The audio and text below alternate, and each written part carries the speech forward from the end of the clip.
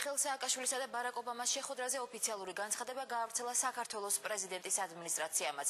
პრეზიდენტებმა ლისაბონში ნატოს სამიტის ფარგლებში გამართულ შეხვედრაზე ისაუბრეს ორ სახელმწიფოს შორის მტკიცე პარტნიორობაზე, რომელიც დემოკრატიულ ღირებულებებსა და სტრატეგიულ ამოცანებზეა დაფუძნებული. ლიდერებმა განიხილეს რეგიონული უსაფრთხოების საკითხები და ხაზგასმით აღნიშნეს, რომ მოუთმენლად ელიან ურთიერთობის გაღრმავებას საქართველო-ამერიკის სტრატეგიული პარტნიორობის ქარტიის ეგიდით.